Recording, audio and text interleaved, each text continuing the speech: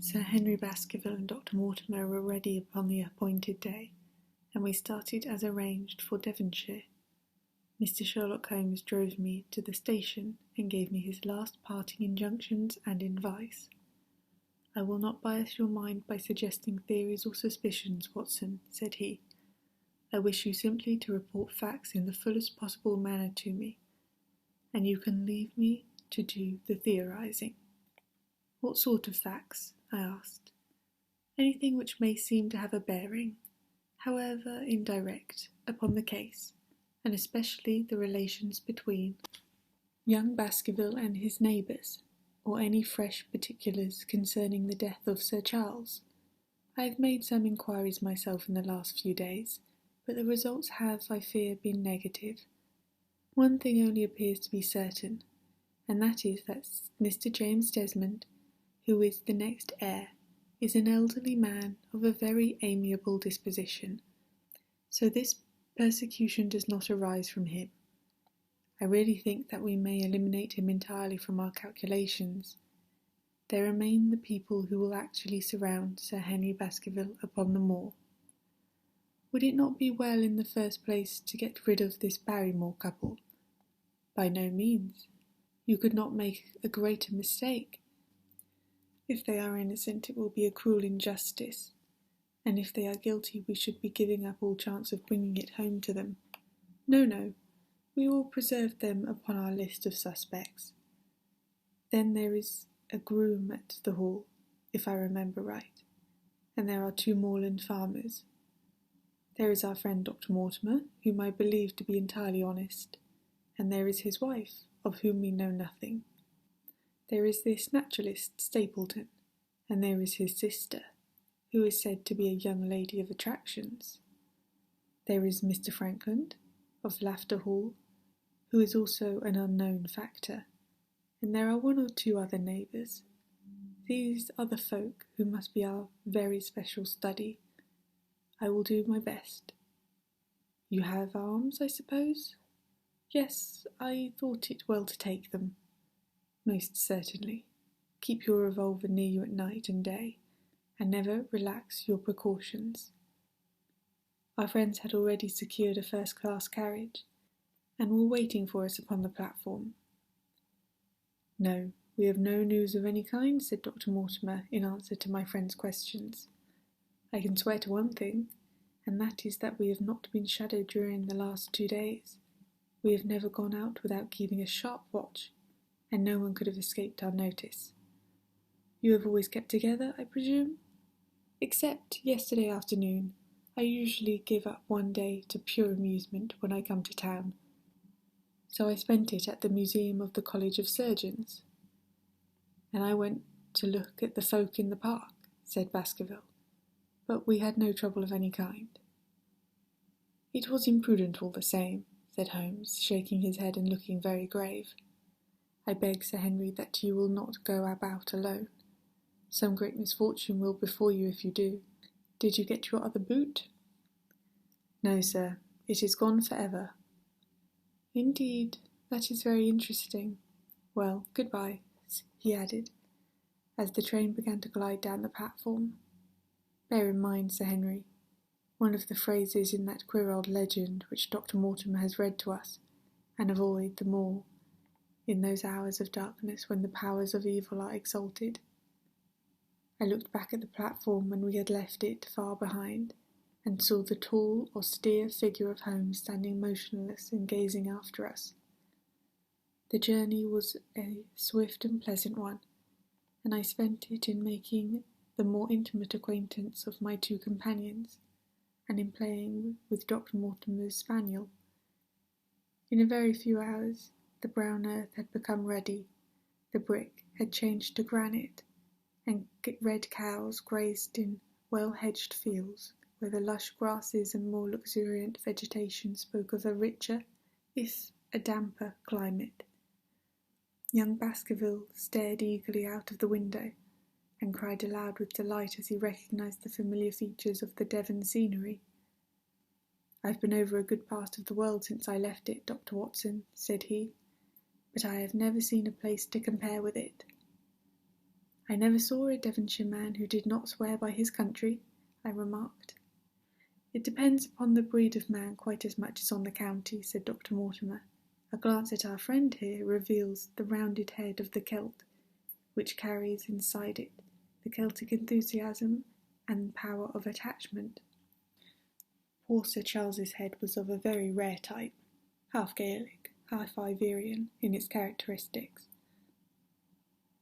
"But you were very young when you last saw Baskerville Hall, were you not?" "I was a boy in my teens at the time of my father's death, and had never seen the Hall, for he lived in a little cottage on the south coast. Thence I went straight to a friend in America. I tell you it is all as new to me as it is to Dr. Watson, and I am as keen as possible to see them all." "Are you? Then your wish is easily granted, for there is your first sight of them all," said Dr. Mortimer, pointing out of the carriage window. Over the green squares of the fields and the low curve of the wood there rose in the distance a grey, melancholy hill, with a strange, jagged summit, dim and vague in the distance, like some fantastic landscape in a dream. Baskerville sat for a long time, his eyes fixed upon it, and I read upon his eager face how much it meant to him, this first sight of that strange spot where the men of his blood had held sway so long and left their mark so deep. There he sat, with his tweed suit and his American accent, in the corner of the prosaic railway carriage, and yet as I looked at his dark and expressive face, I felt more than ever how true a descendant he was of that long line of high-blooded, fiery and masterful men. There were pride, valour and strength in his thick brows, his sensitive nostrils, and his large hazel eyes. If on that forbidding moor a difficult and dangerous quest should lie before us, this was at least a comrade of whom one might venture to take a risk with the certainty that he would bravely share it. The train pulled up at a small wayside station, and we all descended. Outside, beyond the low white fence, a wagonette with a pair of cobs was waiting.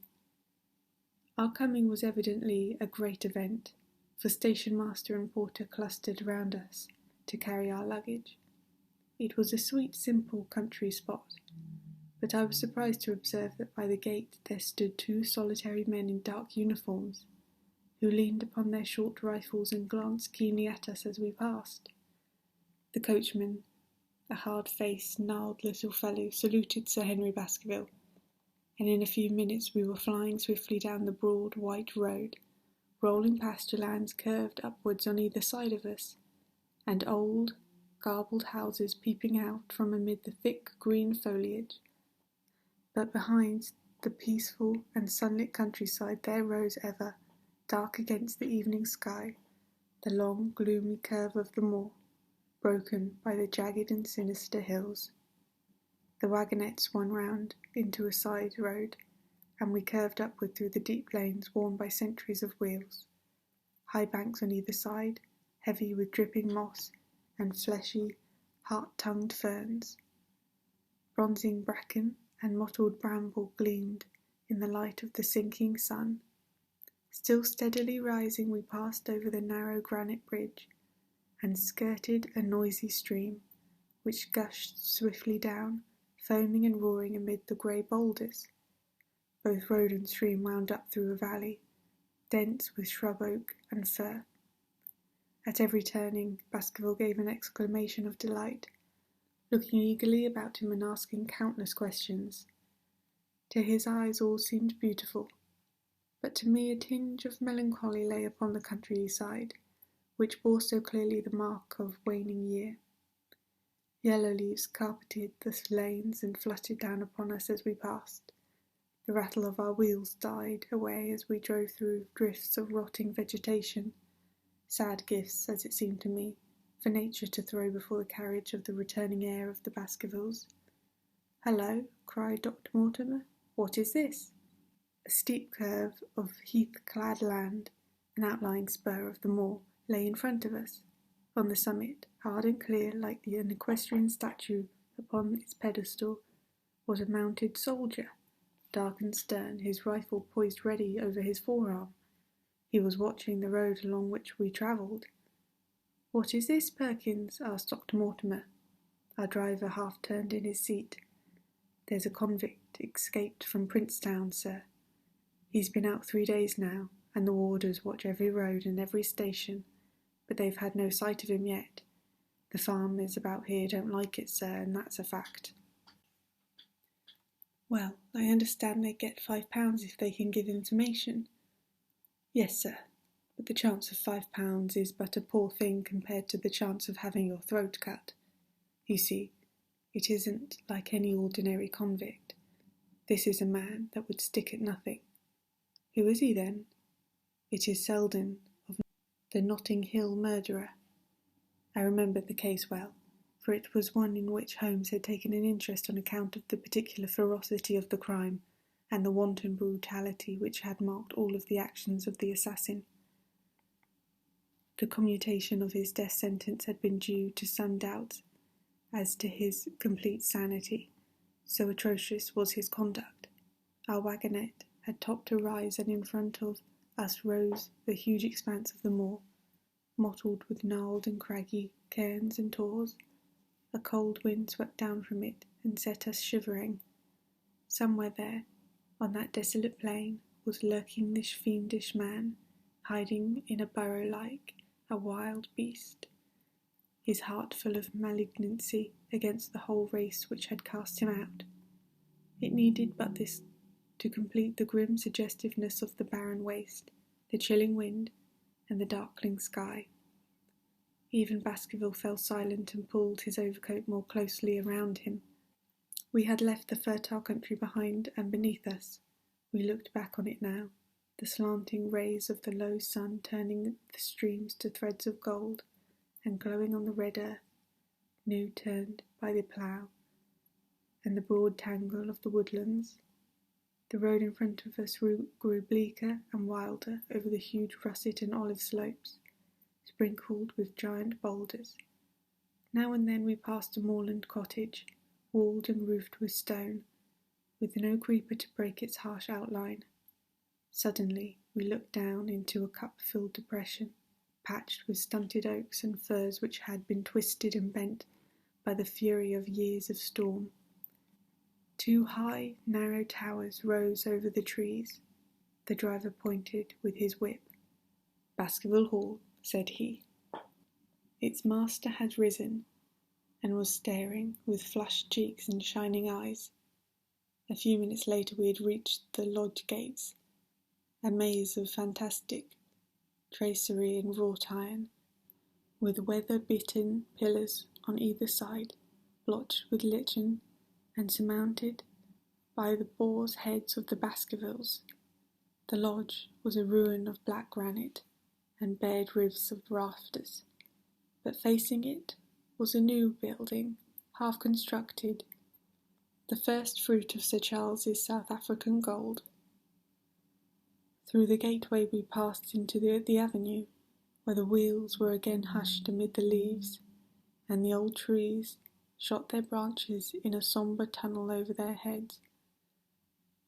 Baskerville shuddered as he looked upon the long, dark drive to where the house glimmered like a ghost at the farther end.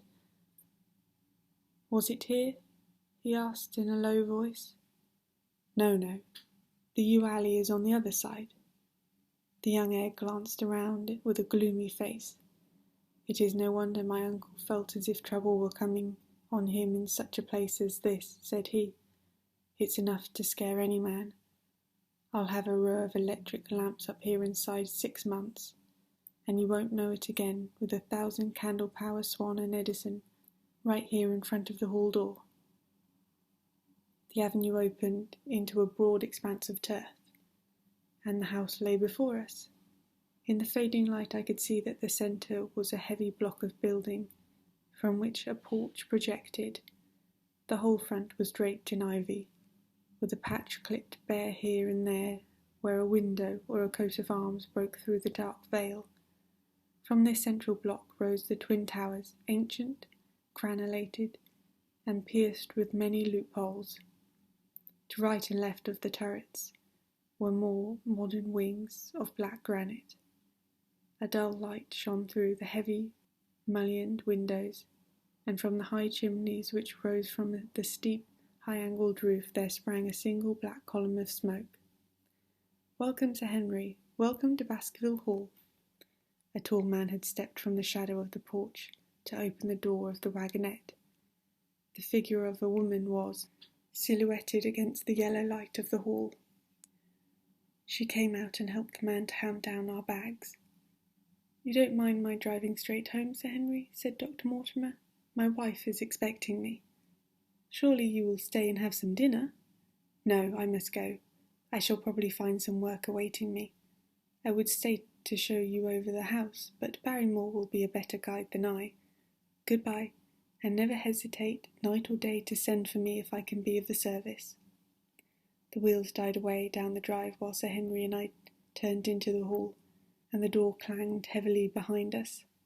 It was a fine apartment in which we found ourselves, large, lofty, and heavily raftered with huge baulks of age-blackened oak.